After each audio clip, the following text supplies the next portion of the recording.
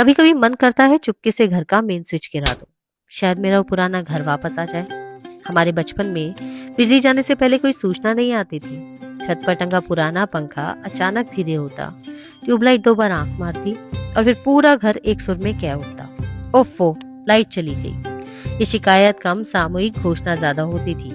सबसे पहले पापा ऐसे फ्यूज बॉक्स खोलते जैसे बिजली विभाग ने देश की अर्थव्यवस्था व्यक्तिगत रूप से उनके हाथ में सौंप दी हो। लेकिन तभी एहसास होता कि केवल हमारा घर नहीं, पूरी गली चुप है। और अगले ही क्षण हर खिड़की में एक झांकता हुआ चेहरा होता। सामने वाले घर की बालकनी से आवाज आती, आपकी भी गई है।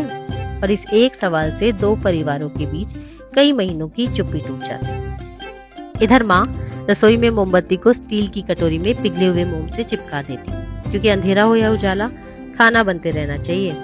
एक लाल इमरजेंसी लाइट थी जो साल भर किसी दराज में सोती रहती, मगर लाइट जाते ही घर की सबसे महत्वपूर्ण सदस्य बन जाती। उसकी रोशनी में हर चेहरा थोड़ा पीला, थोड़ा रहस्यमय और थोड़ा ज्यादा अपना लगता।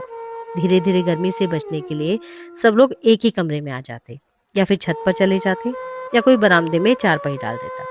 हम अखबार मोड़कर तिकोना पंखा बनाते और माँ हाथ का पंखा चलाते हुए कहती, अब पता चलेगा बिजली की कीमत। उधर कानों के पास भिनभिनाते मच्छर इस अवसर को सरकारी छुट्टी की तरह मनाते। और हाँ, फ्रिज बार बार खोलने की सख्त मनाही होती, जैसे उसके अंदर ठंडक नहीं, परिवार की जमा पूंजी रखी हो। उस अंधेरे में घर छोटा हो जाता था और लोग पास। दीवार पर मोमबत्ती की रोशनी में हमारे हाथ बड़े बड़े जानवर बनाते, कभी उड़ती चिड़िया तो कभी भौंकता हुआ कुत्ता। दादी ऐसी कहानियां सुनाती जिन्हें दिन के शोर भरे उजाले में कोई समय नहीं देता था। फिर राजनीति पर चर्चा शुरू होती। पापा सरकार, सिस्टम और बिजली विभाग को अंधेरे में इस शिद्दत से गरियाते जैसे अगर वो प्रधानमंत्री होते तो तारों में अपना खून दौड़ाकर पूरा मोहल्ला रोशन कर देते। सबसे अमीर घर का जनरेटर भक भक भक करके सबसे ज्यादा शोर करता था और सबसे अंधेरे घर से सबसे ज्यादा हंसने की आवाज आती थी।